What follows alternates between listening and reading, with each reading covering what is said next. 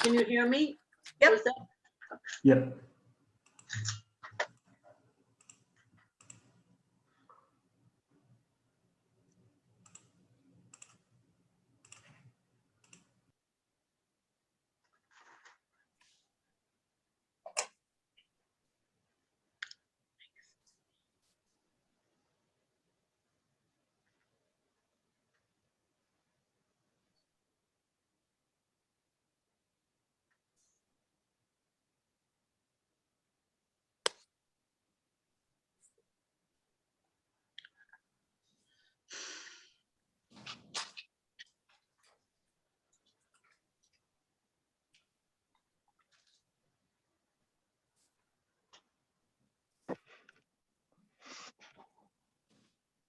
Sally.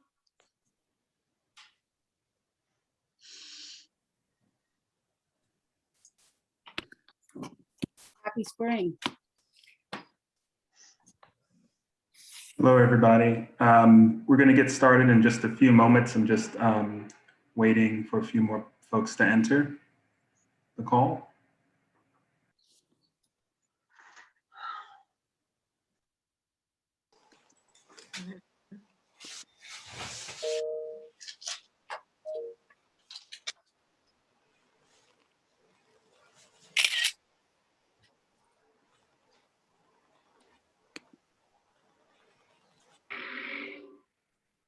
Good evening, everyone. Good evening. Good evening.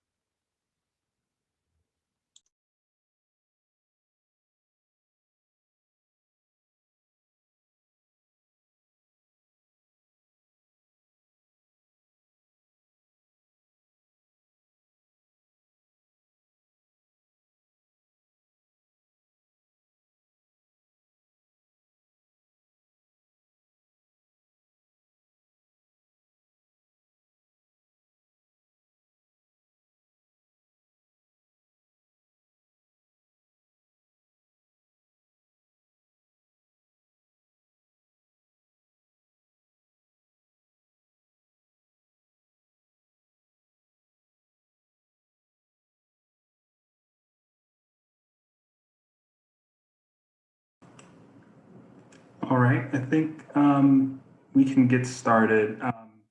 Thank you, everyone, for making time this evening to attend the first meeting of the Inwood Task Force. My name is Tim Anderson. I'm the urban planner for community boards 9, 10, and 12 with Manhattan Borough President's Office. We have about a roughly 2-hour agenda for this evening. I'm going to share my screen to give everyone a look at the agenda if you haven't had a chance to see it yet. But I'd like to give it over to Gail Brewer, Manhattan Borough President, for some opening remarks. Thank you, Tim, and a huge thank you to Chair of Community Board 12 and everybody who's on the board, and obviously to the council member, other elected officials, the amazing staff of our office, but also of the City Council. This was a Herculean effort. And the reason I thought it was good to do this tonight is about, I don't know, it was like a year and a half ago, way pre-COVID. To the credit of Diana Ayala in East Harlem, she had a, I would call it task force with the city agencies who are responsible for East Harlem in terms of the rezoning. And what was interesting to me, first of all, they gave excellent presentations. They gave you a sense of where we are with housing, healthcare, parks, and so on. But I swear, and maybe George knows this, but like a week later, some of them left for new jobs. Then I'm like, staff people. Then I'm like, who's going to be in charge of this work? Who's in charge? And I was really concerned. I mean, they're all so good as staff people that they got jobs. And then the pandemic hit and we haven't been able to do that again. I think in the Bronx, the council member has done the same thing. And again, the city council staff knows better than I. But that one meeting that we had in East Harlem was incredibly helpful. And I was thinking the same thing in Inwood. How do we keep up? Maybe somebody is, but it's really hard to do. It's like a city.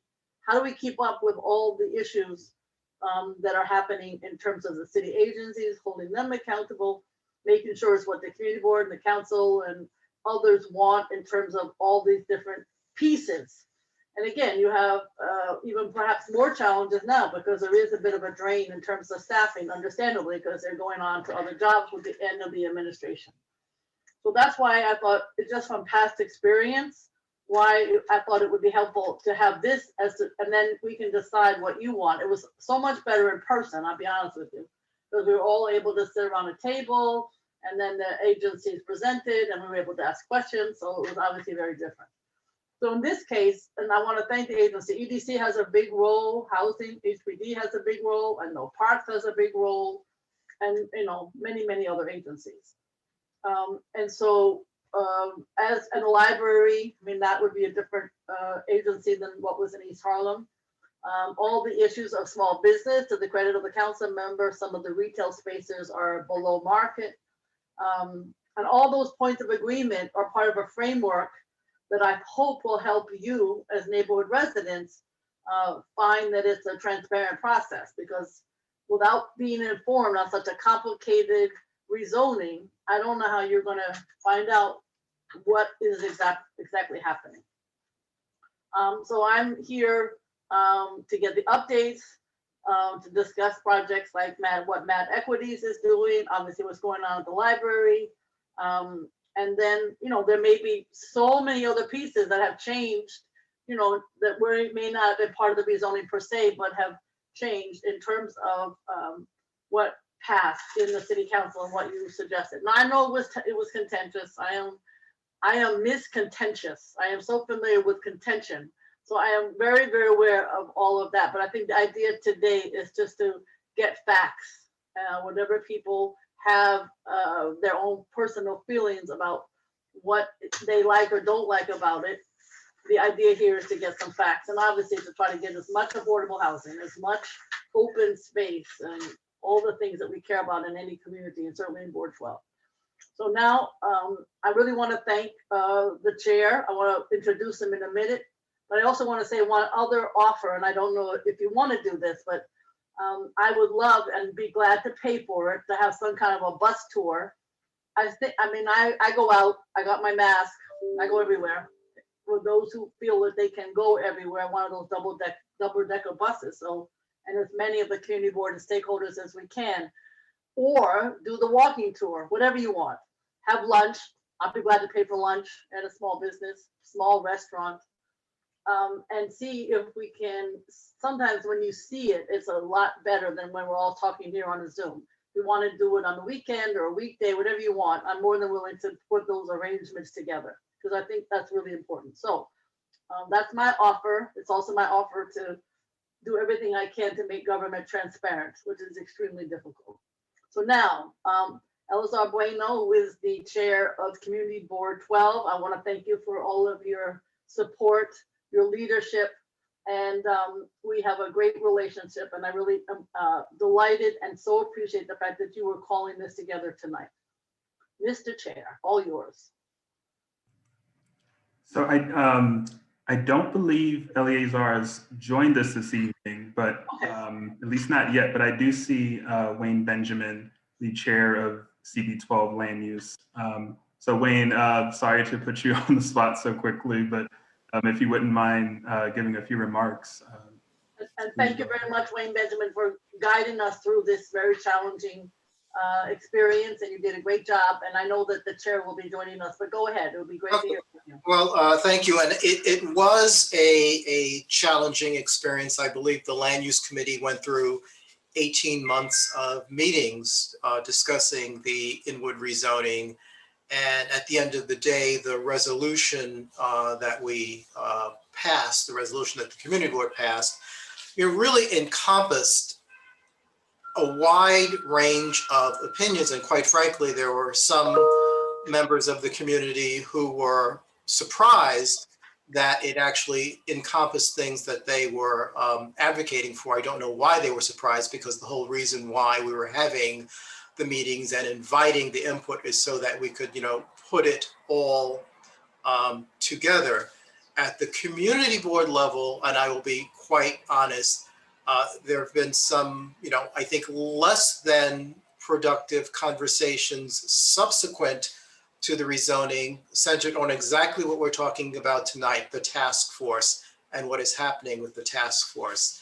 And it really has been the position of the Land Use Committee is that we really don't need to wait for a task force. There are committees, there are standing committees that have responsibility for housing, for parks, for business, and the extent to which we want to know what HPD or EDC or Parks is doing, we can invite those city agencies to, in fact, come to our standing committee meetings and give us updates. But that said, as recently as last month, we said whether it's EDC or the borough president pulling together a task force, we don't think it's important. We still think it's important for CB12 to be part of that. And we are, in fact, looking forward for getting the information, for getting the facts, as you pointed out so well, Gail, and getting it on an ongoing basis, not a one-shot deal, to know how this initiative, which is in fact going to unfold over a decade, which EDC also pointed out involves capital planning over a decade, how all of that is going to work and how it is going to respond to changes as those changes materialize, because they will in fact materialize. Thank you. Okay, what's next? Thank you, Wayne. So I have, I'll put up very briefly, and then we can move on just the agenda. Next on the agenda, we have introductions from task force members. And I do see that we do have some electeds who have joined the call. So I wanted to call on Senator Robert Jackson, if you wanted to give a few remarks.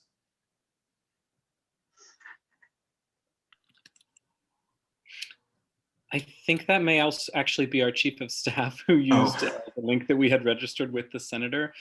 He is going to be joining us at some point, but I think he's in transit at the moment. So Tim, if we could pass the baton and maybe come back to him a little bit later, that'd be great. Sure, sure. I also see Councilmember Rodriguez on the call as well, if you'd like to introduce yourself and give some remarks.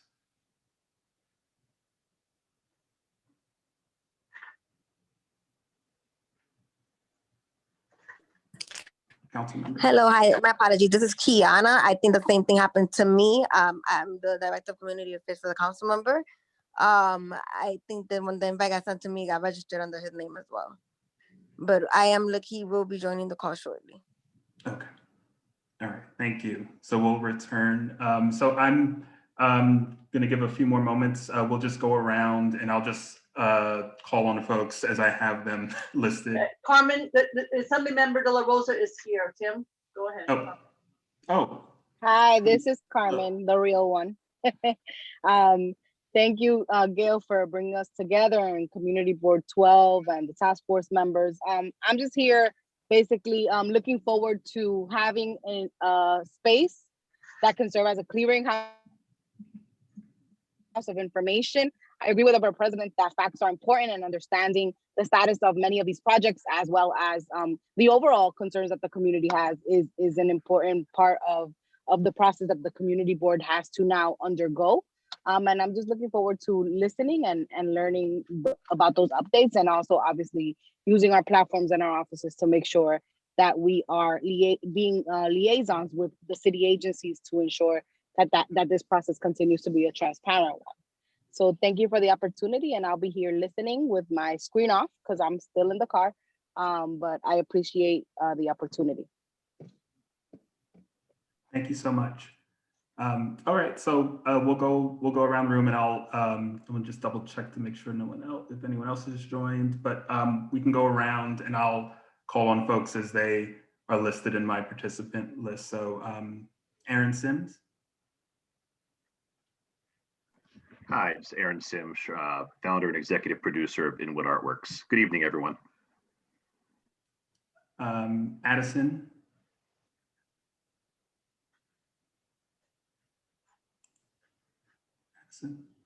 Okay.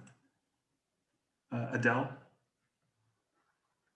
Hi, I'm obviously here with the borough president. I'm the general counsel for the Manhattan Borough President's Office. And Chris Nickel. Hi there, folks. My name is Chris. You can use they, them pronouns with me. I now work in State Senator Robert Jackson's office. Most of you probably remember my role as one of the lead organizers against this rezoning. Have David.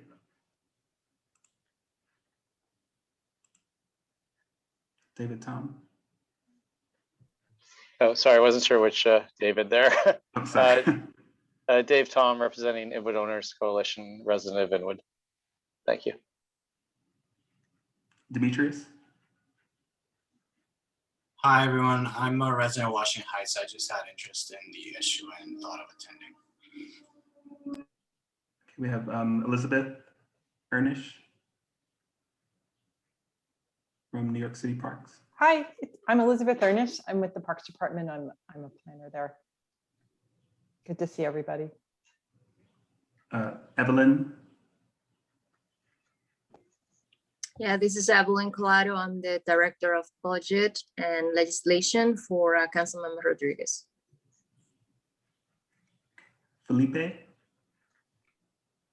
Good evening, everyone. My name is Felipe Cortez. I'm the Deputy Director of Manhattan Planning at HPD. George. Hi, George Sarkisian from the City Council Land Use Division. I helped Councilmember Rodriguez and supported him throughout the neighborhood rezoning process. Isaiah. Good evening, everybody. Isaiah Jenkins, Manhattan Director at the Mayor's Community Affairs Unit. James Hall. Hey everyone, my name is James Hall. I'm a Manhattan planner at HPD. Jessica. She may be on a call. Jessica. Oh. Sorry. Hi, Jessica Mates. I'm with the Manhattan Borough President's Office. Thanks. Jocelyn.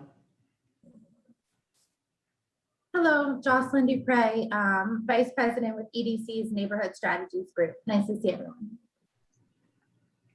Johanna. Hi, Chief of Staff to Senator Jackson, also co-founder of North Manhattan's Not for Sale. Julio Batista. Thank you. This is Julio Batista, New York Presbyterian Hospital Community Affairs. I'd just like to also thank Gail for the Borough President putting this together. And as I was just thinking, this would have been a great model using my other hat, which would have been great to have implemented in Community Board 9 for the Manhattanville project. So I would like to congratulate you on this. Kate Ward. Hi, I'm Kate Ward. I'm an Assistant Vice President in EDC's Neighborhood Strategies Group. Katie. Hi, everyone. I'm Katie Chen, a project manager with EDC Neighborhood Strategies. Kimberly.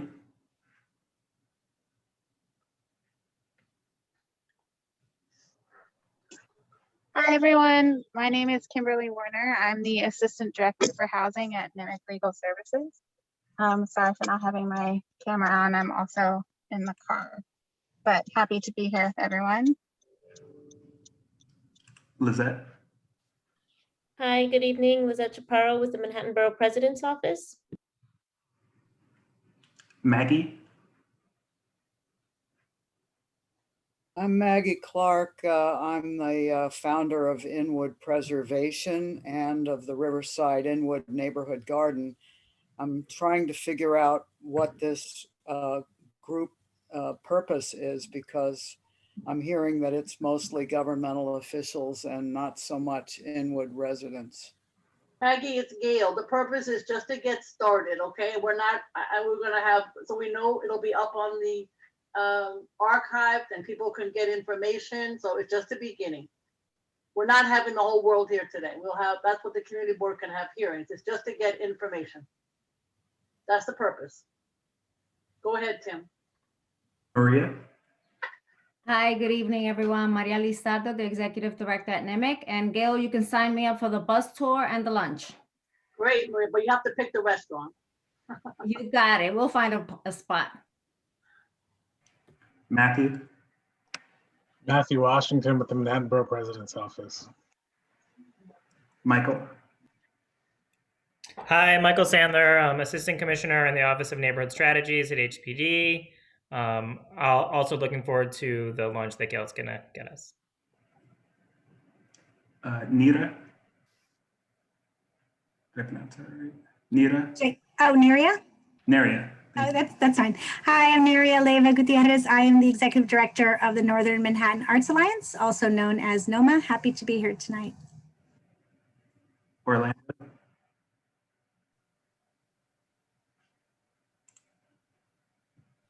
Hello, Orlando Valle, Chief of Staff to Assembly Member Carmen de la Rosa. Wahira, Hi, everyone. Wahira Marta. I'm on the Government and Community Relations team at EDC. okay. Thank you, everyone. If I haven't missed anybody, has anyone joined us? Any of the elected since we started? Not an elected, but I'm Sally Fisher. I'm co-founder of Friends of Inwood Hill Park. I'm also on Community Board 12 on the Parks and Cultural Affairs and the Health and Environment Committees. Thank you. And Tim, Hi. I'm Natalie. That's okay. I'm Natalie. I'm with the Borough President's Office. Hi, and this is Addison Waters. I lost my mute button earlier, but I'm a planner at HPD, neighborhood planner, working with Michael and James and Felipe. All right. Thank you, everyone. So we're moving to the next part of the agenda, which is just to have a bit of an open discussion on the mission of this task force. But first, I wanted to give our counsel, Adele Bartlett, just a few moments to make a few comments on the litigation for the Inwood for the rezoning. Hi, thank you. I think we all are pretty familiar with how this went down, but we want to just recap it. So, we put a period on it. The approval of the rezoning by the City Council was challenged by Northern Manhattan is not for sale. Originally, there was a decision issued by Verna Saunders in December of 2019, which upheld that challenge and reversed the zoning changes and put a stay on everything. The city appealed to the appellate division, and in July of 2020, they reversed the decision of Judge Saunders. Basically, the appellate division followed all of the recent decisions that have come down regarding the standards for challenges to zoning, standards for challenges to secret sufficiency, the standards for challenges to the seeker city manual in terms of seekers, what it is and its various infirmities and what isn't there. The appellate division, which was a unanimous decision, basically found that the EIS or EDC's EIS was basically looked at 19 different categories. It addressed sufficiently the comments that had been submitted during the comment period. The court also found that the timing that the city council approved and before the secret was actually completed was fine, because under the city SICR, the council was entitled to make their own decision relying on the EIS statement. You know, we've had quite a number of these challenges, and what the appellate division did was really adhere to these challenges. That the standard for looking at SICRA is, did the agency take a hard look at the impact? And the hard look, whether or not they took a hard look at all the impacts, is going to inform whether or not the decision that they made was rational or whether it was arbitrary and capricious. We've had a number of these cases. The one that we were involved in that was very disappointing was Friends of PS 163. That case applied the same standards of a hard look. And that was this, in that case, the standards were reiterated by the Court of Appeals, which is the highest court. So what the appellate division did was basically adhere to those standards. The court also noted that, you know, the absence of a requirement in SEEKR, which is the city manual, that the agency examined the impact on ethnicity and racial composition of a neighborhood when examining it as one of the impacts of a rezoning, that is something that needs to be addressed legislatively and not something the courts can address, because it is what it is. And as long as the agency followed the standards in the manual, a challenge, a court challenge didn't lie. So it's done. Put a period on that, and we'll see. It's done. So I think. Are there any questions? Anybody have any questions? Otherwise, we can just keep going. I don't know what else to say. Okay. Thank you. Yeah. Thanks. We do have the chair of Board 12 on now. Oh, good. Good. Okay. Eleazar, would you like to give some remarks? Hi, how are you? Sorry for my a little behind. I'm actually, so I get caught up very much for the chance. This has been a long journey to get to this point. I'm extremely happy that Gail's office, Natalie, Tim, thank you so much for spearheading the process that with you guys on charge or in charge is going to be smoother rather than having us ourselves do it. So I'm extremely happy to be part of this task force and make sure that all of the points that were in the commitment really get accomplished by a lot of the city agencies. So I think that we're in good hands. And again, thank you so much. I just want to say I introduced you, I hope glowingly. I certainly tried earlier. And the other thing I said was, Maria's going to pick the restaurant, but I said that I would be glad to do some kind of a bus tour or a walking tour, or whatever people want, maybe a little bit warmer weather, and then take everybody out for lunch. It's up to you and the community board, but it's you know, something that we might want to consider as the weather gets a little warmer, so that people have a sense just to see. But we can talk about it later, but I just want to let you know I offered that.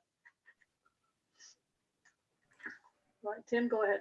Yep, thank you. So, so for the remainder of this time, for about the next few minutes, and we can return to this a little later in the evening, but I was hoping we could have some open discussion about setting goals for the task force, the structure of these meetings. I think, you know, as it's gone so far this evening, you know, we have coming up a few updates from our partners in the city agencies to discuss the Eliza Inwood Library and just to discuss updates on the points of agreement. But you know, if anyone has any suggestions, any ideas on, you know, what we, you know, how this task force should be directed, you know, we're happy to open it up for a little bit before we start to receive those updates.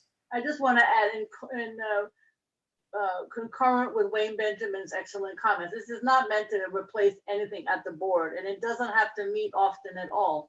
Like I said, it was just helpful what I saw in East Harlem with what Diana Ayala pulled off. So it's more, is there something that you want to see, you know, very, very general, but to meet often is not my goal. Is to keep the agencies in consultation with you and get your ideas. So I just want to be clear on that.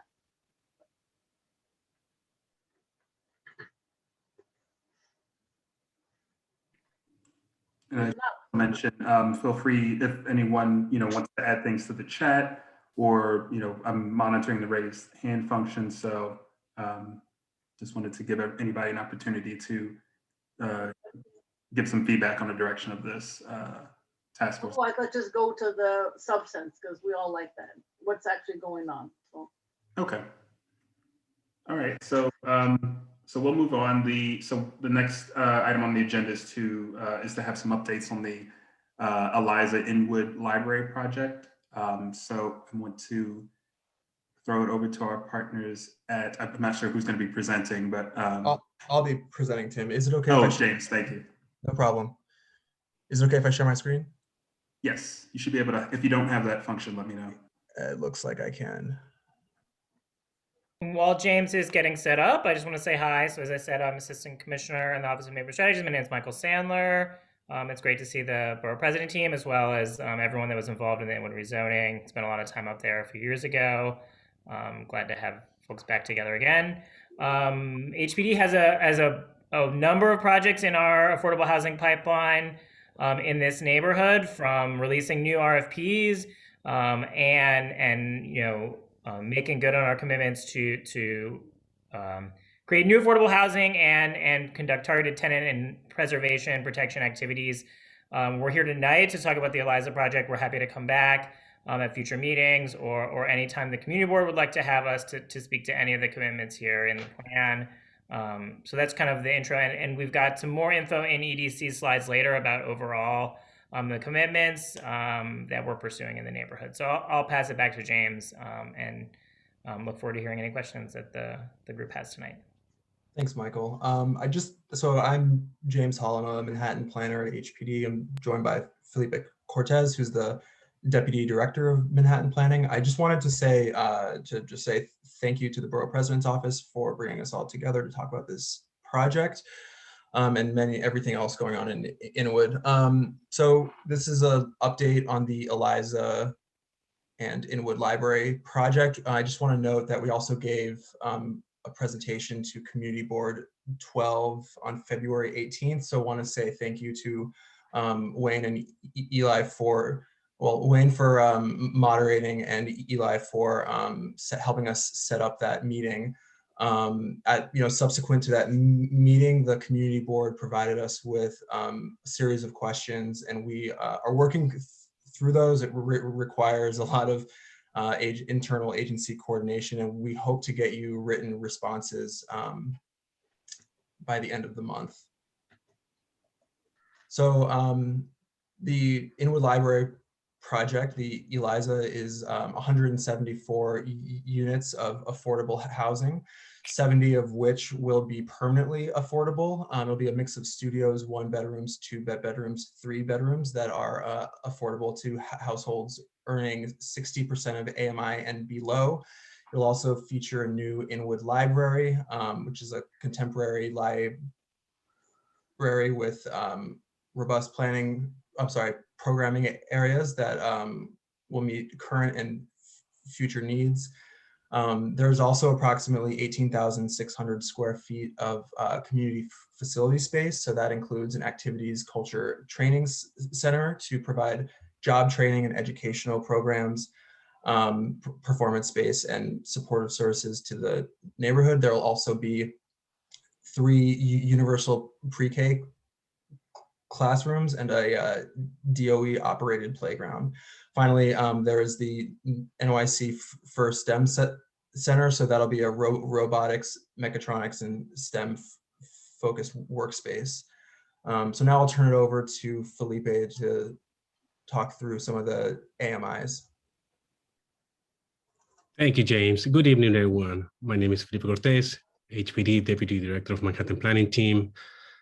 Thank you, Bureau President, for the invitation to participate in this task force meeting, and thank you for the CV12 also for allow us to present on February 18 and for the questions that you guys send us later. As you can see, this is the program for the Eliza. The project is going to be financed under HPD's extremely low income affordability program, which is better known as the ELA program. 100% of the units will be affordable. Sorry for the background noise. It's dinner time over here. 70 units will be permanently affordable, and all units will be rent stabilized. All units will be the MIs for the project will be units will be affordable for households making 30% of MI and 60% of MI, which means that the qualifying incomes for these households will range approximately for something between $15,000 to $70,000. For some of the formerly homeless individuals or household, this means that the MIs could be even lower than the $15,000. 30% of the units of the Eliza project will be family-sized units, and 16% of the units will be for the formerly homeless. And I'll give the presentation back to James. Thanks, Felipe. So here you can see a rendering of the building. It's approximately 14 stories. You can see the separate entrances. So there's the NYPL entrance here. There's the residential entrance here, the entrance to the ACTS Center, and the entrance to the universal pre-K classrooms. Here's some interior renderings. So the new NYPL space, the ACTS event space, the ACTS kitchen, as well as the STEM lab. So in terms of timeline, we're hoping for a Q2 2021 financial closing. We're hoping that construction begins shortly after that, and then hoping for a construction completion approximately 26 months from financial closing. And I think that's it for our presentation right now. Should I flip it to Tim? Sure. Just wanted to see if anyone had any questions for the team. I had a question. Go ahead. 18,600 square feet. Could you break that down in terms of what's the ACT Center and what's the other? Sure. So the ACT Center is approximately 9,600 square feet. The STEM Center is approximately 2,100 square feet. The universal pre-K is approximately 6,800 square feet, and then the library is the same size as the existing library. So those three numbers add up to around 18,600, and then the new library will be approximately 20,000 square feet. Thank you. No problem. Do we know yet who's going to run the STEM Center, or is that just to be decided? So I wish we could have had our project partners here. So Community League of the Heights and Children's Village, I believe, are working to find an operator. I'm not sure beyond that. Okay, that's close enough. Thanks. So one more question. Forgive me, I was not able to make the February presentation to the community board, and this may have been litigated at some length there from what I heard. But as far as the 30% units, I believe, being set aside for families, is there a reason built into ELA as to why that number is not higher, given the predominance of housing issues facing larger families in the neighborhood? Let me just say that is one of the questions that the community board posed that we are awaiting a written response to. It's also a question that came up, I believe, 3 times during the February 18th presentation, which was not a presentation to Community Board 12. It was a presentation that CB12 was asked to host, which we did, and which I was asked to moderate, but it was a, as I understand, it was a public presentation. Yeah, thanks for that clarification. Felipe, do you want to answer this one? If not, I can go for it.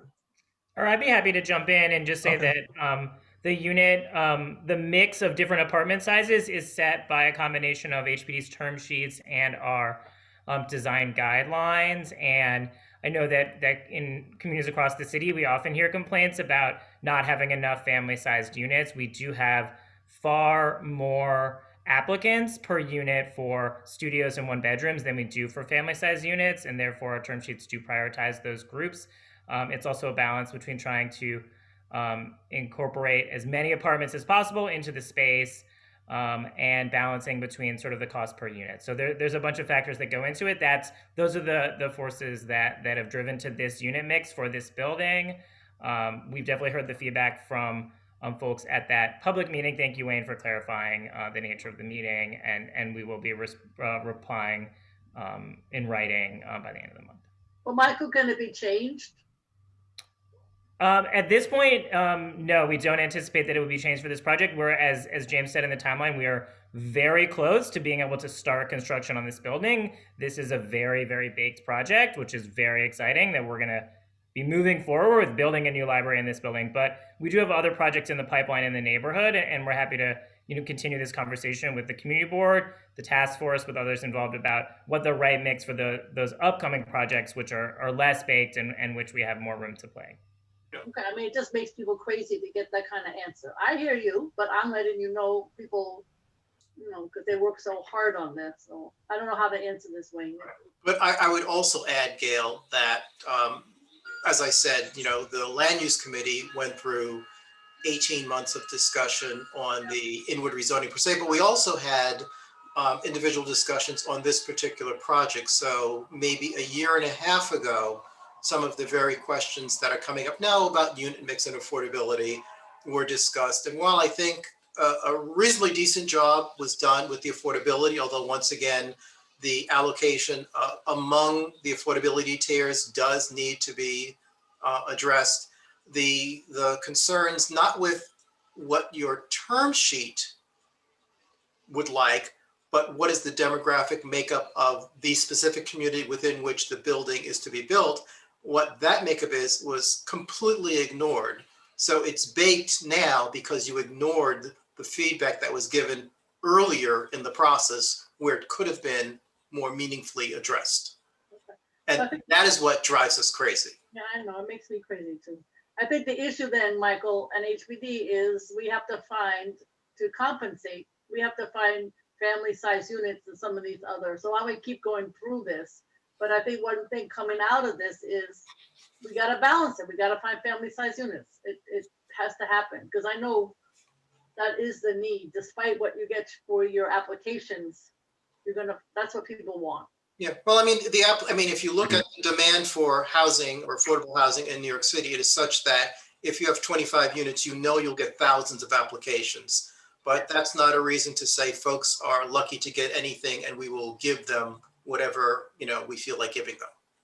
Just to clarify, that's not what I said. I noted that I know it's not what you said. More applicants per unit for the smaller unit size, indicating a greater need for those units. And half of the Manhattan residents are individuals living alone, and so it is important to provide studios and 1-bedrooms. But we've heard the desire from folks on the call, and I think Gail said it really well. We need to find more of those big units in the next projects coming online, and we can talk. And we've got more projects to talk about in the future where we can keep talking about this and work to incorporate this feedback, not just talk about it. Let me just chime in. I think what Wayne said is important. I think Wayne said that it was already one of the points in the earlier discussion. So I think what we're afraid of is at the point might very well be ignored once again. So why should we trust that it's not going to be addressed now? Let's keep going, and then, but I do hope, even though it may not be on the agenda, we could get a listing of what you think of is coming up that could address this issue. Would that make sense, Michael? So that's what I'm saying. Because I don't know, to be honest with you. Maybe others do, but we don't. Yeah, we've got some slides in EDC's presentation about some upcoming projects, and we And could they also might follow up, and more about. Yeah, sorry, go ahead. No, they probably have to be changed and not single people. We want families. We want the schools to be filled. That's another issue. We got all these issues. All right, well, that's the beginning. All right, so let's do EDC now. And thank you. Thank you, Michael. Thanks to the team at HPD. So now we're going to move to the next item, updates from EDC. So take it away, Katie. Hello, everyone. Sorry, I was trying to unmute myself. Thank you so much, Madam Borough President, for inviting us to participate this evening. We are really excited to see what this task force grows into and learn more about how we can be good partners to you all. We were asked to give updates on key projects. So this is a very broad overview. A lot of these projects do sit within the portfolios of other agencies. So we may be able to answer some of your follow-up questions, but if there are projects that you all are very interested in, having a deep dive on, we can work with the borough president to invite those agencies to the next meeting so that we can have, more in-depth conversations about certain projects. But we have indicated, which agencies are responsible for which projects, just so everyone is aware, where the follow-up questions will be directed. So I am joined by Jocelyn, Kate, and Katie, who are all on our neighborhood strategies team, and we're going to go through the presentation. So next slide. So we're going to talk through the POA updates, as well as the progress updates, and then have some questions at the end. So the POA is a number of commitments made by the city coming outside of the Inwood, New York City Planning Initiative that was adopted by the City Council in 2018. A lot of the projects and budgets were impacted by COVID, and those impacts were seen across all neighborhoods in the city, but we are really excited to be back here today. The POA does commit over $200 million in new funding for parks and open space, transportation, infrastructure, workforce development, education, and more. And it does include 87 commitments that are being executed by over 15 agencies. So that's why I said it's a lot of hands in the pot, and we're going to work with you to make sure that you guys are getting the answers from the appropriate agencies. Pursuant to the legislation passed in 2016, the city does publish an annual progress report detailing the status of each of the initiatives in the POA. And I saw someone actually added it into the chat. And we'll add it again and send it to anyone, but you can see the progress of the POA online, and all of that information is public. And we are going to continue to work with you to implement projects, engage with stakeholders and the public, and support the community in recovering from COVID-19. So this feedback that you give us tonight and ongoing is really important, because we want to learn more about how we can support the community in its recovery efforts, and really tailor a lot of this work that came out of the rezoning and the POA to address some of those needs. So I'm looking at the commitment thing now, and it's good, but there's just so many questions that go with each line. Absolutely. I mean, I'm reading it, so it's good, but it's not detailed. So maybe, and that makes sense, but just so you know, it begs the question, shall we say. So go ahead. No, for sure. And I think this will be helpful. So it'll be, a compliment. If folks have interim questions or just want to know where a project is, the website is really good for that. We will be going to the community board, and we're available for questions. So there'll be a lot of avenues for folks to ask any questions that they have, as we embark on this journey. So I'm going to kick it over to my colleagues. Hi all, this is Kate Ward with EDC Neighborhood Strategies. Just in the interest of time, I'm going to run through the presentation. At the end, if there were specific questions, I'll do my best to answer. If we have some of my agency colleagues who are also here, and I will gladly turn it over to them to help answer your questions. So I think just keep things for the end or drop them in the chat and we'll do our very best to cover everything at the end, just so that we can be as efficient with our time as possible.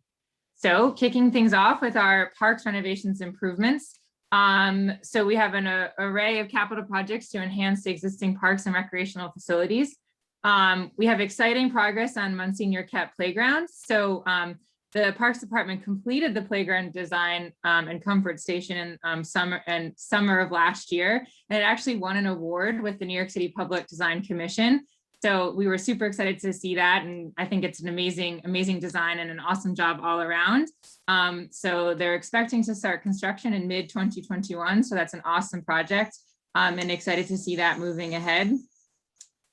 We have the hybrid water tower stabilization. We wanted to give an update about this because many things in COVID were paused during construction and only essential work was going on, but we wanted to give the update as it's in the POA that construction was restarted and completion is now expected by late 2021. We also have Dykeman Rest. So this is the project to renovate the area around the Dykeman intersection and transform it into a welcoming entrance. The project is expected to start design in winter of 2021. They held the community input session on February 24th, and they're expecting to present conceptual designs to the Parks Committee this summer. So it was exciting to see progress on all of those. And I will just say that some of the schedules that you may have seen prior in 2019 have shifted just due to COVID, and we're sort of tracking to see how schedules may change going forward. We also have some other parks renovations and improvements. So we have our Ann Loftus Playground that's currently in procurement with construction expected to start late this year, which is really exciting. And we have the Inwood Hill Park soccer field. This is renovating the Dykeman fields, which are along the water, and converting them into synthetic turf to accommodate year-round usage. Similarly, the design completion is expected in mid-2021. So that's awesome. Excited to see these projects moving forward.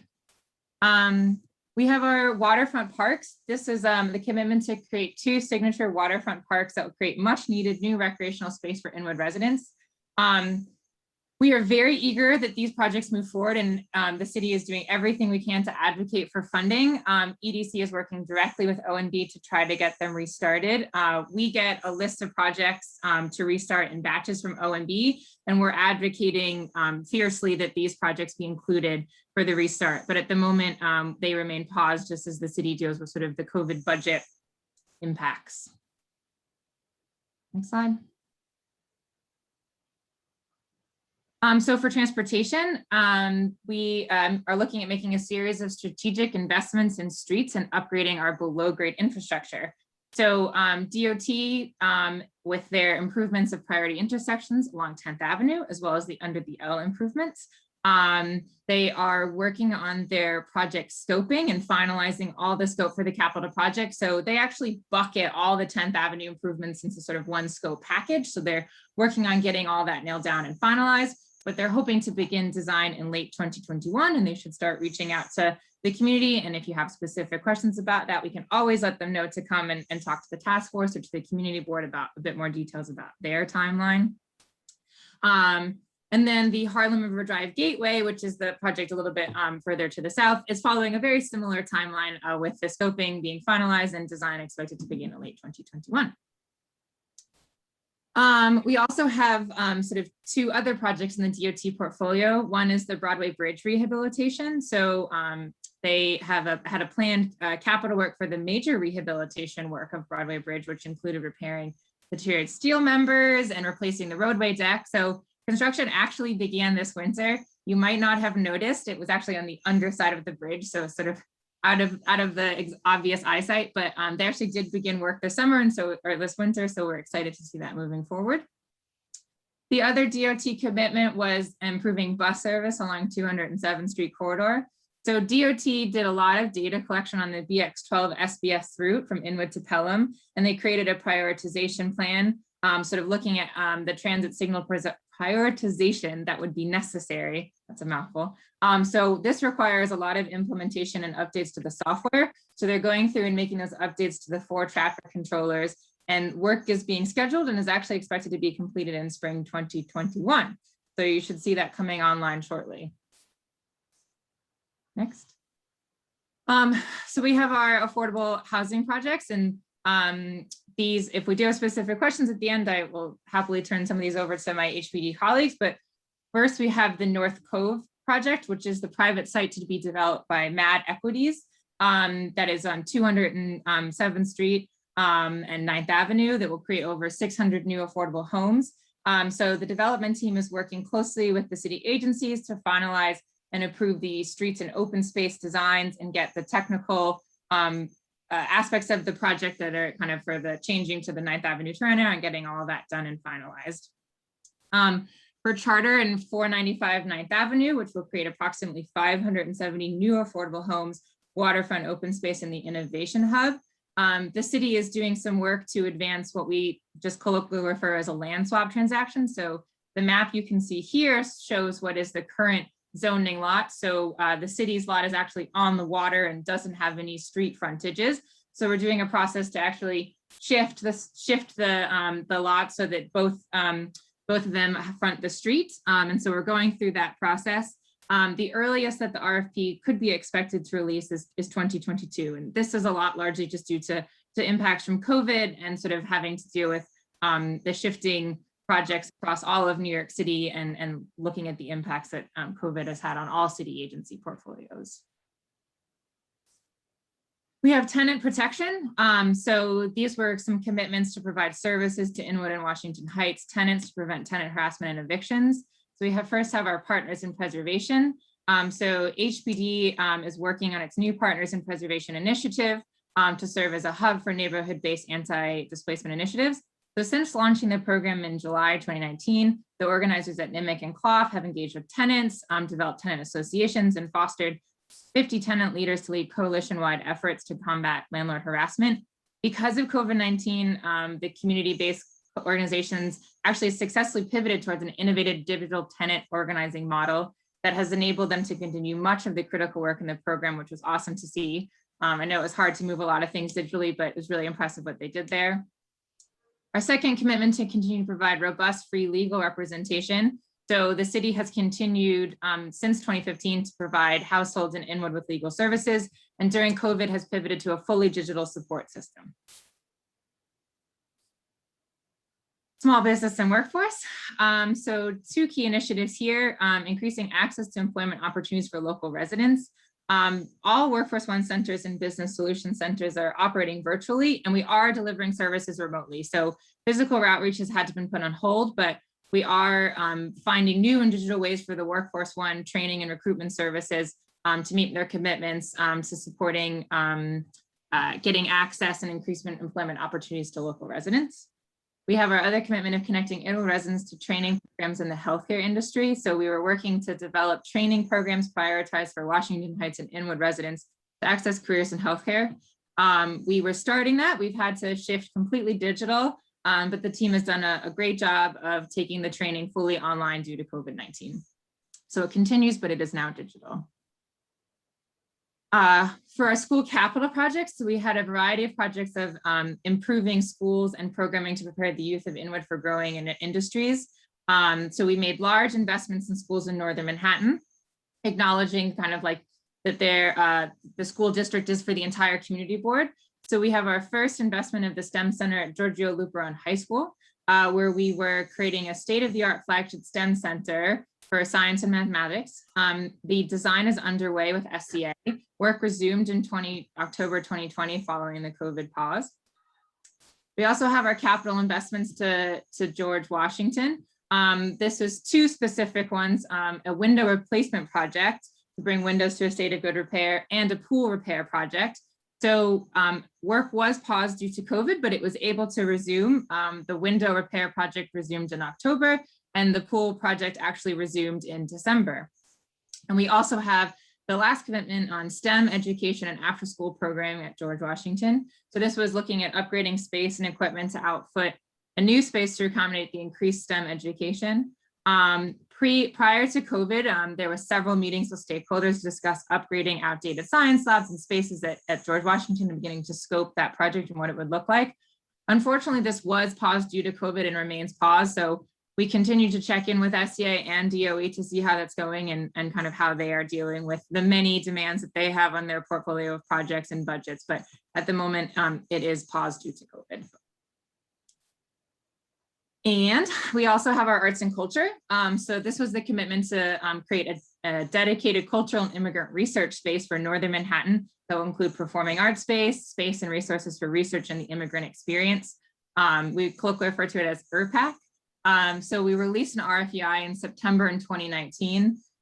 We had to, like many things, pause due to COVID, but we've been able to restart the selection process in this past January. And so we're re-engaging with the respondents and getting that selection process resumed. And this is a collaboration with DCLA. They've been a thoughtful and engaged partner throughout this process so far. And it's definitely a priority to understand with the restart any respondent capacity and interest, just sort of acknowledging that many organizations have been impacted by COVID. And so we want to make sure we're being responsive to any impacts that they may have seen.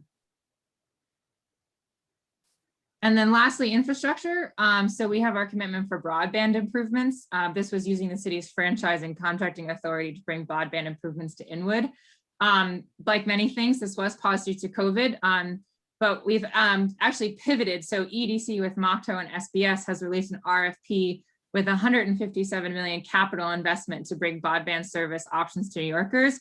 And Inwood is a priority for a deployment because it's been one of the neighborhoods hit hardest by COVID. So this is an area where we're looking at, kind of what is the tool that is best used to meet the POA commitment. And before we were looking at utilizing the city's franchise authority, but we really saw how hard the neighborhood was hit by COVID. And so we're pivoting to the RFP as a way to more directly respond to meet the POA commitment. We also have the water main and sanitary sewer replacement. So this was continue to implement the project to replace sanitary sewer and water mains in the northwestern portion of Inwood. This was paused due to COVID, but work has been able to resume, and they're hoping to complete everything by the fall of 2021. So I talked very fast to try to get through this as quickly as possible and leave time for questions. So I appreciate everyone's patience, and I'm sure that the chat was active and folks have questions. So I can, maybe the best way would be to go through the questions. The Broadway, oh, sorry, I'm not very good at scrolling. Let me go down to the very bottom and get back up. The Broadway bids these wider sidewalks for bicycles and pedestrians. Is this planned? I guess it's part of the Greenway. So that is a great question. We can confirm with our DOT partners, but it's my understanding that there will be space for cyclists in the bridge as a part of the reconstruction, but I will get back to them and 100% confirm for you. Maggie, did that answer your question?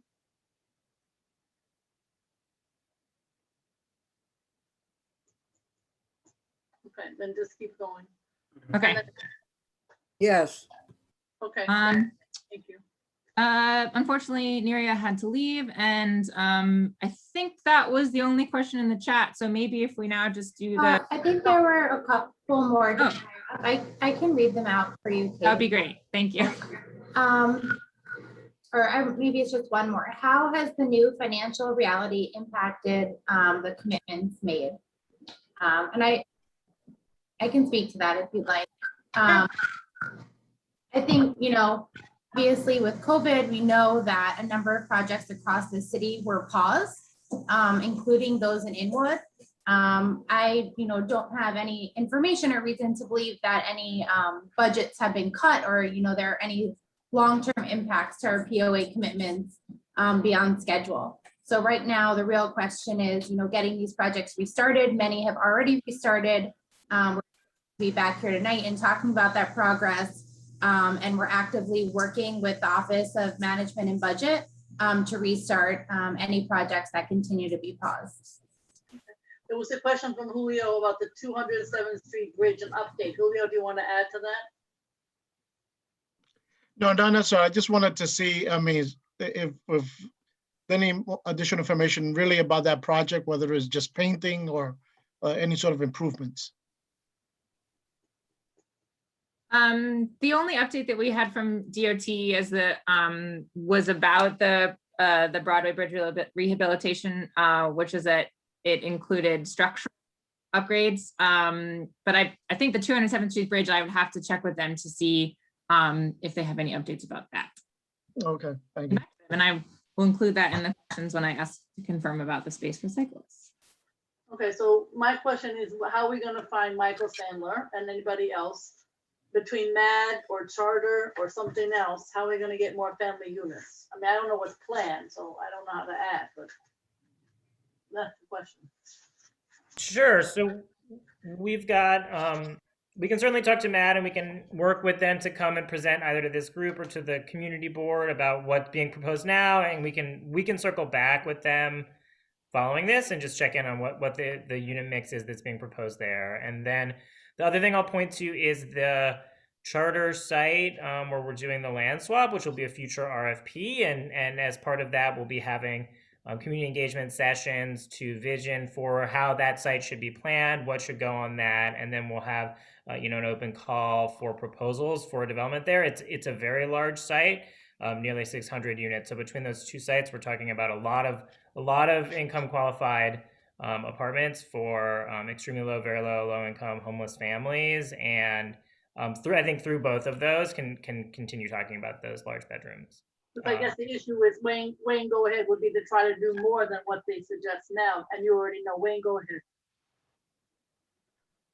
Well, I mean, I was just going to reiterate something that was said during the February 18th meeting concerning the Eliza is that there is, census and other demographic data that HPD has access to, some of it through, its sister city agency, city planning, which gives you, the demographic breakdown of, what Washington Heights and Inwood looks like. But for that matter, CBs 9, 10, and 11, and 12 have very similar, income and demographic breakdown. So if you, look at that and use that in conjunction with the term sheets to model the unit distribution, that will be probably a better approach than just modeling it, or primarily modeling it based upon the term sheet, because the term sheet will give you more or less the same project no matter where you put it. But if you look at the neighborhood demographics, that will alter what's required in that location. And even when it comes to, smaller family sizes, we have in, Upper Manhattan, but throughout the city, adult children still living, with, parents. So you might have two adults living who really cannot or don't want to share a single bedroom. And that really argues for looking at, if not more two bedrooms. One of the things that was pointed out is, how do you design one bedroom apartments so they are more easily shared, so that when you design them, you're thinking about them being shared by two adults, as opposed to having a rather standard approach to what the layouts look like. Okay. So you're saying, maybe, I assume everybody knows this, but MAD and Charter have not, or North Cove MAD and Charter have not been completely designed, Michael, is that correct? Yes, that's correct. I have questions, but go ahead. Other questions. I don't want to, I can do questions. Go ahead, Chris. For President Brewer, I think actually MAD has been designed out. I know I've seen the specs. I don't think they've changed their mix since COVID, but they might be changing their mix, but it was not favorable for families. The question that I had was twofold. So two separate questions. One is for EDC. Where do we stand with inquiries into the potential use of other city-owned sites in Inwood for housing? The land swap site is one that the community identified back when, and so I'm glad to see the land swap proceeding apace. But there were other sites as well, and I'd like a status update on those if you can. And to HPD, you mentioned the forthcoming RFP sometime next year, hopefully for that the charter swap site. What, if any, plans do you have already in place for community engagement around the drafting of that RFP, so that there are voices from the community, hopefully on the selection committee, if not certainly helping to draft what the priorities look like from that RFP. That's something we did down in Chelsea recently. I'm sure the borough president remembers, it's fresh in our memory with NYCHA. And if we can get NYCHA to do it, it would be fairly damning if we're not also able to get HPD to provide community input in the drafting of an RFP like this. Every Tuesday at 7 p.m. for 2 years, Michael Sandler. That's what we did. Just want to let you know. I was there. I came, Gail. Yeah, I didn't do every single Tuesday, Michael Sandler. I just let you know. So that's how you do it. Every single Tuesday at 7 o'clock for 2 years. Just FYI. Anyway, go ahead. You can answer. I'm just letting you know. That's what should be taking place. I agree. Go ahead.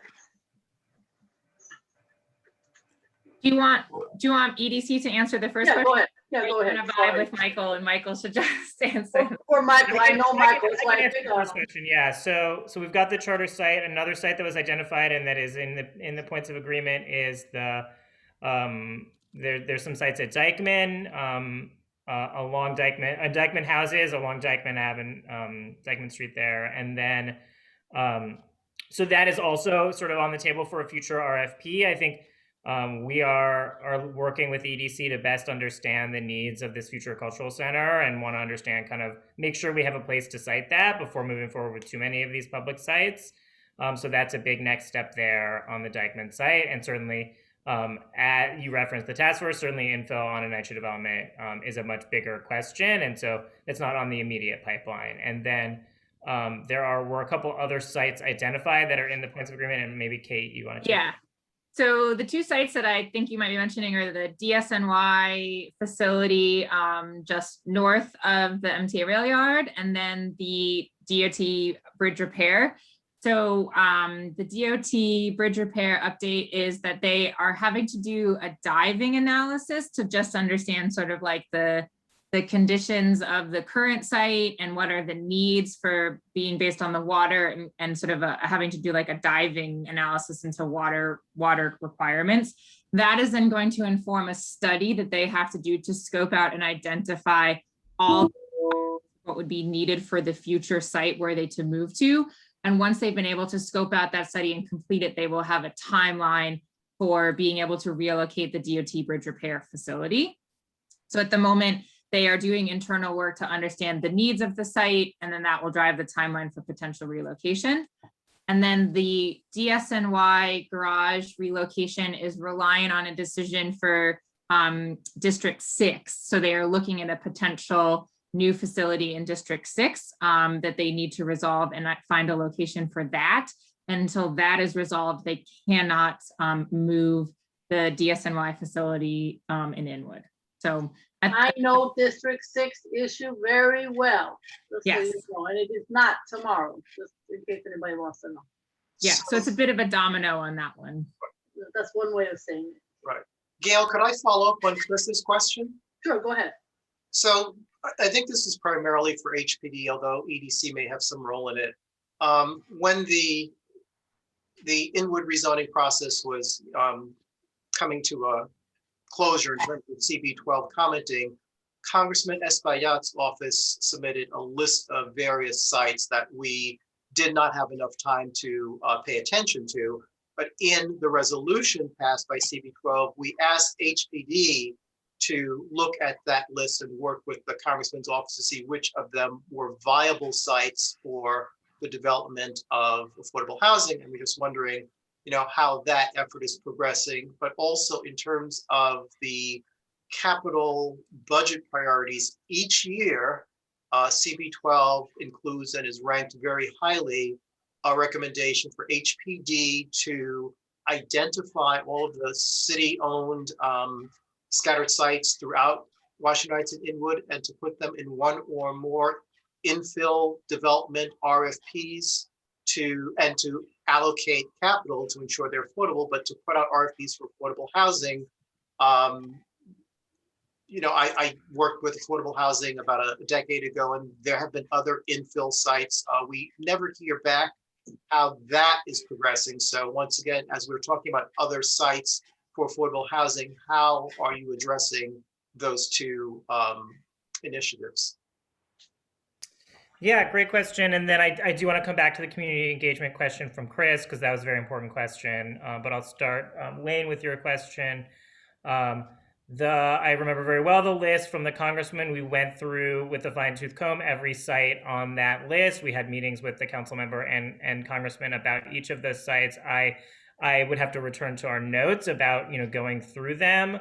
A number of them were publicly owned sites. And the ones that we were ready to move forward with, we did commit and are moving forward with through the points of agreement. There were also a number of sites that were on the list that were not publicly owned, but that were owned by groups like New York Presbyterian or other groups that they felt, or churches that they felt might be interested. And we had a meeting with all of those property owners where we talked about the city's resource to develop affordable housing, and encourage them to sort of be a part of the development of affordable housing. So that's sort of where that ended up. In terms of, advancing sites for a scattered site RFP, I would be happy to go back and take a look and see what we have. My understanding is that sort of things that we own that are available for housing are being advanced. But I can return to our notes from the time of the rezoning when we really very carefully looked at every single piece of city-owned land in all of CB12 because we were very interested in bringing as much affordable housing as possible. But Michael, see, what you might want to do then is just to take SBOT's list. I remember seeing it, and then just answer not available, not possible, blah blah blah. That would be helpful. Sure, yeah, and as I said, that's a process that we did a few years ago, and so we can return to that, or Wayne, if you want to sit down and go through that, we could do that as well. I don't think there was ever any response to the community board. So we would love if at upcoming meeting, if someone could present what you did and what the results are, that would be very informative. That's okay. Certainly. Okay, yeah. On community engagement, we have in recent years instituted a policy of always hosting community engagement meetings, we call them community visioning sessions in advance of releasing requests for proposals. We, in the last year, have transitioned to doing them as a series of meetings held online and then supplemented with in-person surveying and other activities. Through that, we release a community visioning report, which is attached to the request for proposal, which summarizes the feedback that was received through those community sessions and asks development teams to respond in their proposals. And then in addition to that community visioning report and grading and evaluating the proposals based on how well they achieve those visions, we also typically shape the programming and many of the features inherent in the RFP itself based on those sessions. And so we would typically host those about 6 months before releasing a request for proposal. And for a big site like this, we might do, a couple, as I said, a couple sessions. Yeah, and I think that's all well and good. I would encourage you to look at the final report from the Elliott Chelsea Working Group because what I'm not hearing and what you're saying is teeth for the community, and that's essential. There need to be clear metrics about how either a group of leaders among the community or the community feedback itself is accounted for in the RFP. It should not be an addendum. It needs to be baked in from the outset. So we can talk more about how to make that happen. Wayne, you should look at it because I have to say in my 40 years, that process was the best. It was really, and the city deserves a lot of credit as well as the residents. And Chris also, just to be honest with you. Okay, I have a question. Oh, go ahead, Kate. Do you want to say something? I was just going to say there was a question in the chat from Maggie about. Oh, Maggie. Yeah, Maggie. Sorry. Yeah. I say to read Maggie's question. If the DSNY moves, would more very tall buildings be planned, or could it be a Harlem River flooding buffer? A third of Inwood is in the floodplain and increasing. So the DSNY site was actually not included in the rezoning, so it's currently not zoned for housing, and so it would require a rezoning and a ULURP. I had another question. Go ahead, too. Maggie. Yeah, Maggie, go ahead.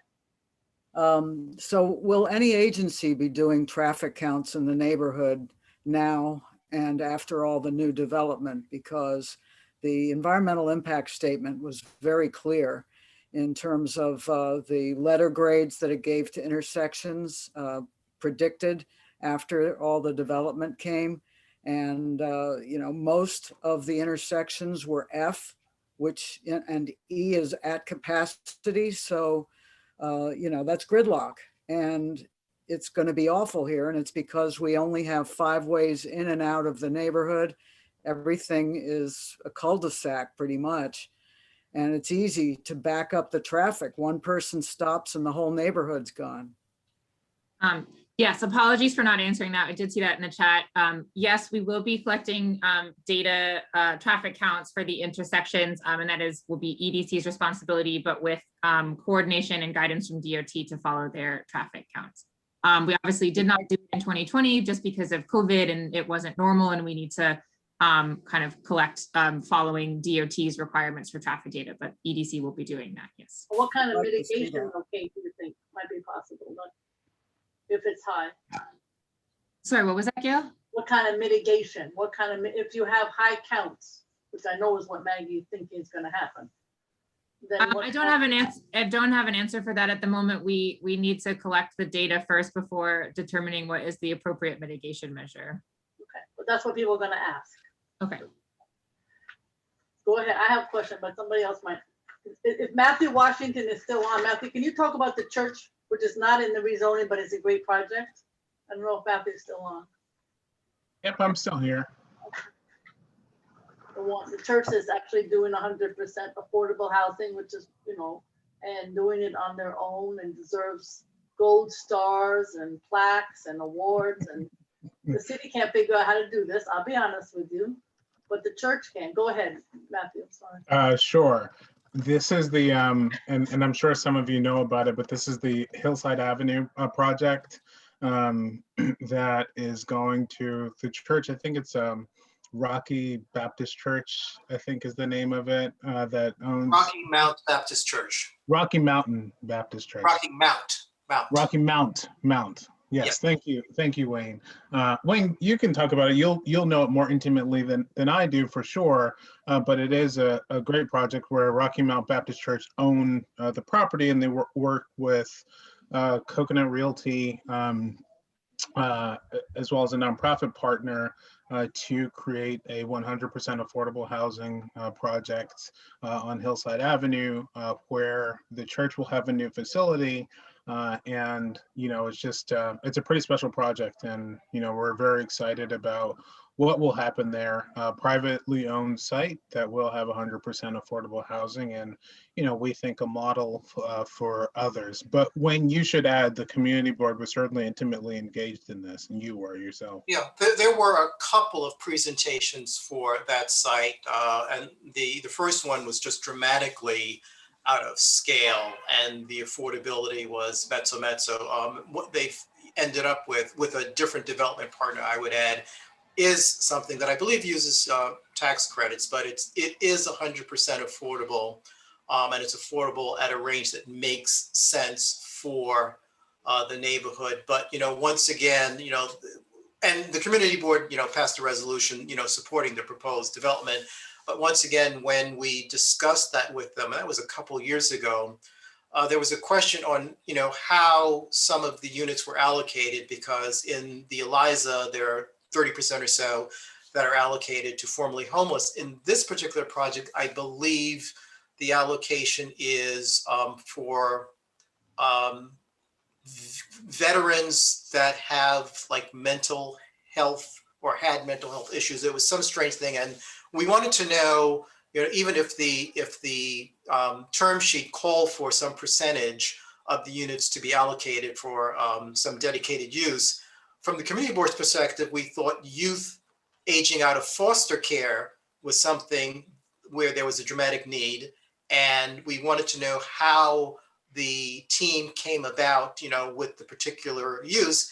And the answer was, well, we were talking to HPD, or, you know, and that's what HPD kind of, you know, led us in that direction. And once again, this is another, you know, instance where the community board or the community, you know, were kind of, you know, informed at the tail end what was going on, as opposed to having their input solicited early enough so that that input could have a meaningful, you know, impact. And, you know, as if you went to our Youth and Education Committee, Housing and Human Services at the time, you would have gotten that feedback that youth aging out of foster care is a need. There are not facilities, in central Harlem, Harlem Dowling and Children's Village, in fact, in their affordable housing, dedicated units to youth aging out of foster care. So it's a great project, but it's another example of input from the community board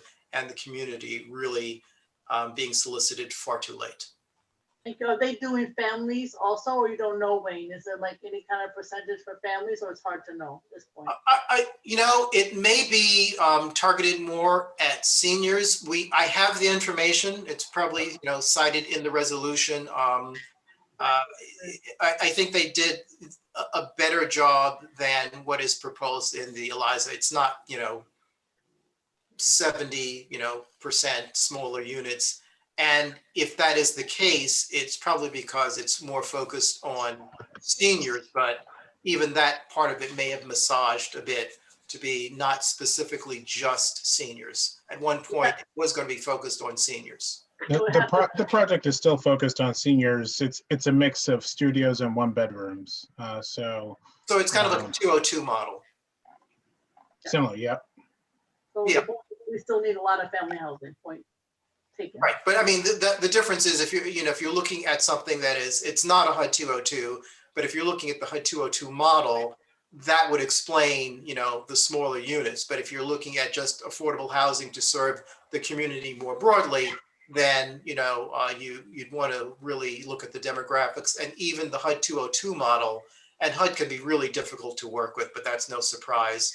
You might have, a senior who has a live-in relative or housekeeper.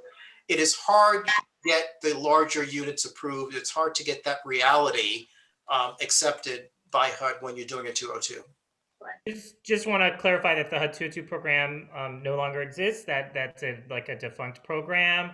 Some of us are old, okay? Just trying to draw the comparison.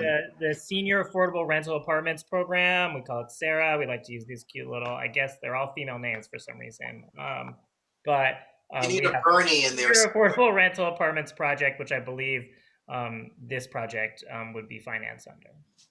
Yeah, I do believe this is a SARA project. Okay. All right. One other question I have was, just go ahead. one quick minute. Hello? Yeah, I Go just ahead. want to acknowledge that Marion Jones from Tenant Protection is here. She's been on the call and she might have to jump off to a NYCHA meeting. So just wanted to acknowledge that she's there. She's here with us. Okay, does she want to say something? Wherever she is. Yes, I would just like to say that I keep hearing that the community is always involved, but they never involve Dyckman houses. We're never notified, and I'm on the Dyckman executive board, and we're never notified of almost anything. The only reason I know now is because I am on the community board. Miriam, this meeting was just mostly community board and the agencies, so it'll be larger in the future, but just so you know, that's what this is. But we need to do a lot more with Dyckman, and we will get for you and Mr. Green, Chris, we should do that, the final material from Elliott, Chelsea, and Fulton. Okay, because it's not only this, it just seems like everything that Dyckman houses is always left out. And I'm at all the community board meetings because I am a member of the board. Yep. And that's the only way that we find out. I bring it back to Mr. Green, who is our president. Yep. Okay. All right. We will work on that. All right. So one question I have is, this is more for the, I guess, trainings. CUNY in the Heights, we managed to get BMCC to take them over. And with capital funding and so on, they are going to be opening, they're going to aim towards, as time goes on, 3,000 students, but they're going to be opening in September, and they're going to have a lot of students, and they're going to have credit-bearing courses focusing on healthcare and other things. So I just want you to know that, and the community board might want to have some discussions between what this project that we're talking about tonight is and what's going on at CUNY in the Heights, because it's a pretty exciting model, and everybody at BMCC knows what's going on. So I don't know if you know that, but that would be helpful to coordinate. And the second on the broadband, I happen to know a lot about it. Let's see what happens. That's easier said than done. And with all due respect, we've been talking about it for 20 years. So let's see what, I'm not too hopeful, to be honest with you. And we should start, even start with Dykeman, because they probably need it more than anybody.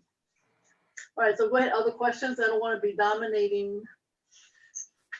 I wanted to jump in really quick. I understand that Senator Jackson is on the call, so I wanted to see if he wanted to give any remarks.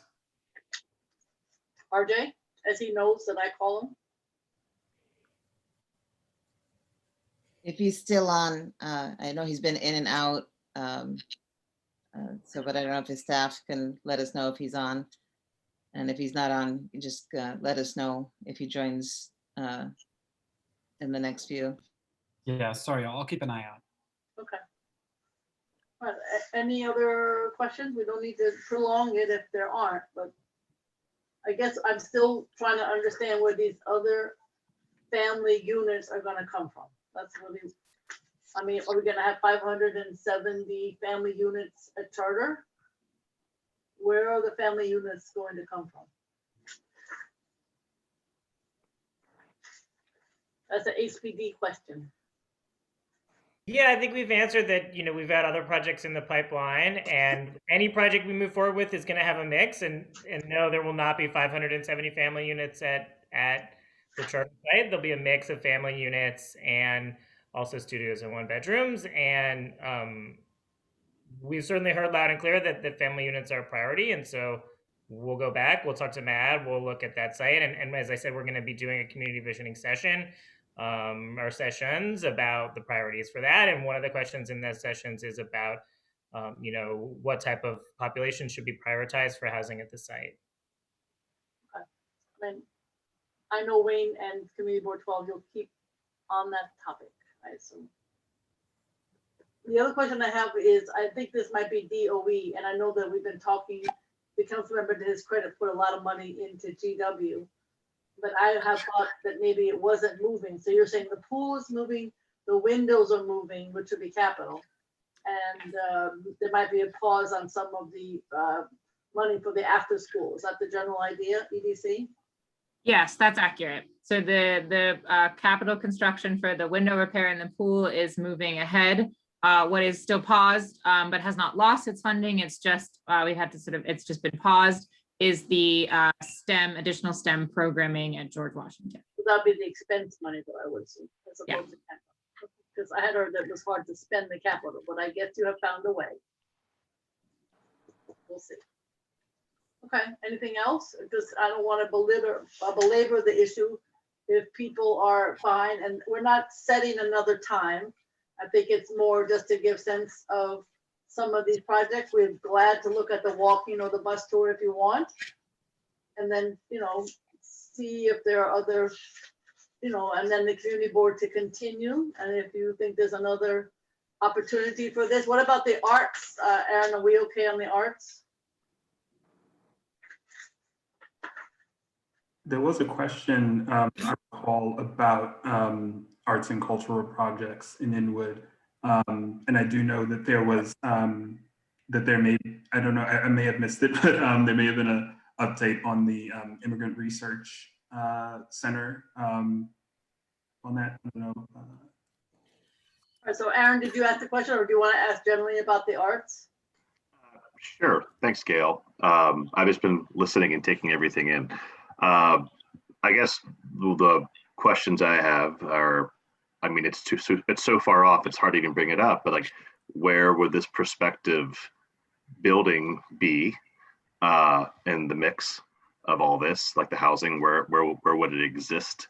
And I know they're looking for operators and reviewing those, and curious, since it's been such a huge lag, if that's, when the RFP went out, it's been such a great amount of time. Someone mentioned too about funding changing.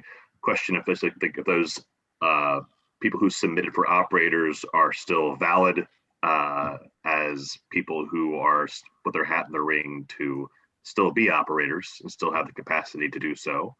I guess the age-old question is, with this library having its own research center, it seems somewhat redundant. It's a immigrant research and cultural arts. It's a separate library facility. I don't want to get into the whole deep dive about that, but I have a lot of questions for an ongoing conversation. So if you can address any of those, that'd be great. Kate? Yes, EDC is happy to take this one on. So just to make sure I'm clear, so we're answering your question appropriately, you first wanted to know an update on the potential locations that we for the RFP, sorry, for the ERPAC acronyms. You were interested in confirming where we are in the process of the RFP and confirming the capacity of the responders to continue in the RFP process. And then you had a question about coordinating with the research space that's happening in the library and kind of how that might interact with the immigrant research space that we've set aside for ERPAC. That'd be great. Thank you. Okay. I'm actually going to hand it over the first two to my colleague Katie Chen, who you may all know, who's been doing a great job with ERPAC. Hi everyone, my name is Katie. I've been leading the charge with ERPAC, for ERPAC EDC side, working very closely with DCLA. To answer your question about this site, so we are in the process of looking at a number of sites. As you guys are very well aware, there is a limited number of city-owned sites in the neighborhood. So it is a little difficult to identify something that we can slot into immediately, but there are a number of affordable housing projects that we know are in the pipeline. So we've been looking into that. However, at the same time, we definitely don't want to force a marriage with an operator and also with a site that they may not necessarily want to be in. So it's kind of a delicate dance that we're doing, where we also want to make sure that we identify the right operator, make sure that they're on board with whichever site we end up choosing and that they're happy with it and it will suit all their programming needs. So we're kind of doing a bit of both at once, but hopefully we'll get to a point we converge and are able to have a happy marriage between the two. In terms of where we are in the process, so as Kate mentioned, we released the RFEI in September of 2019, received responses back at the end of 2019. And we were in the middle of the selection process in conversations with the operators, with the respondents, sorry. Fortunately, we had to pause because of COVID, but as Kate mentioned, we luckily restarted earlier this year. We're talking to the respondents and are trying to understand where they are in terms of capacity and funding. We're giving them a chance to update their proposals if they need to, just based on circumstances. We understand that, everyone has been very impacted by ERPAC and especially their financials. So we want to understand where they are and make sure that they really have the capacity and interest to take on this very complex project. As for funding for the project, we still have the $15 million that was promised in the POA. We do have that, so we're very happy about it. And that is something that's still a priority for us to keep and to make sure that we continue to have in our budget for ERPAC. Kate, do you want to take on the library question or? Yeah, sure. I think for us, it will be, I think, a real question of kind of, as the conversations with the operator go, what is the right kind of coordination with New York Public Library? I know that as a part of the POA, there was a commitment to do some programming, that the New York Public Library would do some of the programming in the new Immigrant Research and Performing Arts Center. So that's a part of kind of like, there's space set aside specifically for performance, and then there's space set aside for the immigrant research. And so we are working with New York Public Library to kind of create a collaboration that works, where they will come and do programming. So that's the way that the thinking is going. We didn't want to set it in stone. I think it will very much depend on who the operator that's ultimately selected and kind of what is the vision for the site. So that's kind of how we saw a little bit more of the space. There will be the specific performing arts space, and then there will be the space that is more for the immigrant research. Does that kind of answer most of your questions, Aaron? Thanks. Yeah, I appreciate you giving an update on what it is. It was kind of a redundant, it seemed like a redundancy issue in some ways. And so that's why I was trying to clear, I'm still a little foggy because there's a lot of smaller cultural arts groups And there will be, it's not, I just want to make sure one thing's clear. It's not just performance space as well, right? It'll be visual arts as well as a place for, I guess my question is, again, I know there's so many things up in the air as far as the actual identification of a space and the actual outfitting of it. But being a cultural arts, like, that's why I was confused slightly about with a library space having this STEM and also a community space with looks like performances through the renderings you had for the library. And it just seemed somewhat redundant with the Immigrant Research and Cultural Arts Center. This may be perhaps a larger version. I'm not quite sure, or just inverted. I think that's a good flag, just to sort of like, we can do a better job of, I think, maybe being clear about kind of what was the goal and vision of the space within the library, and working to clarify for the arts. I think we see them as like complementing each other, not overlapping. I think we can't speak for exactly what the operator's vision is for the performing arts space, but I think it very much will be a visual arts, not just kind of like STEM or what more of the library is doing with like research. There will be an actual kind of like active performing art space that is more geared towards those parts of the arts. Yeah, and I'll just add, I think it'll really depend on the operator, right? And, we received a number of different responses, and we're working, through that process right now, as my colleagues mentioned. But, it'll really be up to them to program the space and decide, exactly what they want to make it. Gotcha. And just so I'm just remembering back from years past, there is no money as part of this allocation for operating, correct? It's all like this money is for the actual running of the facilities, for the facility costs and staffing the facility. It's not for programming. Is that correct? The 15 million that Katie just mentioned that's still in it is to help with the capital costs for construction of the facility. So that's the funding that she mentioned. That was to support the operator with the capital construction costs. Yeah, I will also jump in. Sorry. Oh, I'll also jump in to note that the future facility will be city-owned.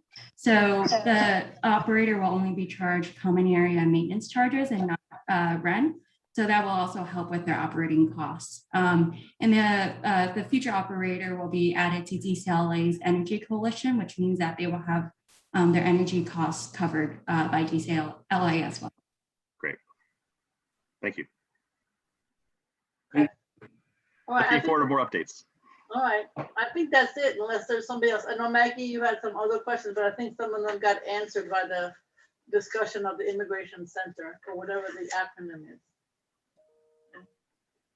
All right, so I'm gonna leave it up to the chair of Community Board 12, Wayne Benjamin, Board 12 in general, Ms. James, to figure out, what you want to do in terms of the future. I hope this is helpful. I think it's good to hear. It's good to hear the committees, but it's good to hear it all in one bucket too, to see where there are or not situations where there's a vacuum to be filled, and where you need to have something that keeps the joints together. So I don't know if there's any anybody. Not Mr. Chair, do you want to make any? Eli, do you want to make any final remarks? I don't know if he's still on. The liaison is still on. Would you like to make any remarks, or Wayne, just as we wrap this up? I mean, I'll just say that from the perspective of the Land Use Committee, the presentation that was given by EDC, we would love to invite you to come to a committee meeting, perhaps not April, because that agenda I think is set, and just to review that, because that's one of the things we've discussed, in the community board for a while, is just a broad overview of where things stand, and that would be really helpful.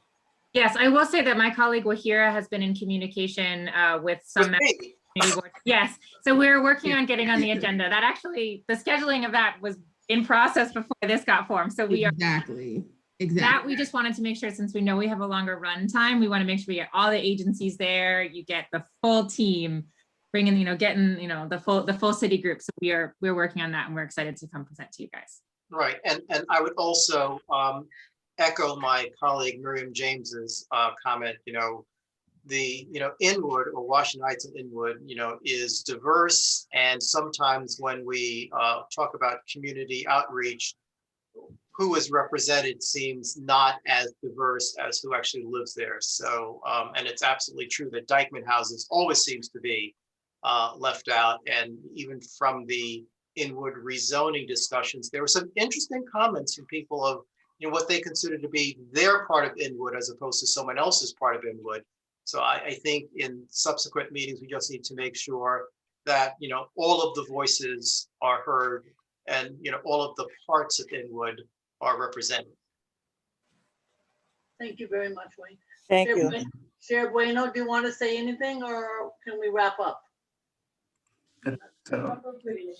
Yeah, I think this was a great opportunity, like Wayne said. I'm gonna, as I usually do, piggyback off of his great ideas, to have all the voices heard and be participative, collaborative effort. So I'm really happy how the meeting went, and looking forward for the continuing conversation that we are going to have as a whole, as a one body. Thank you so much, Tim and Gail. Thank you very much. Natalie. And we will definitely, this, if I'm correct, Tim, this stays on our site in terms of being archived, right? And we also save the chat, is that correct? Right, yes, we're gonna save the chat and the video, and we will post the video so others may view it.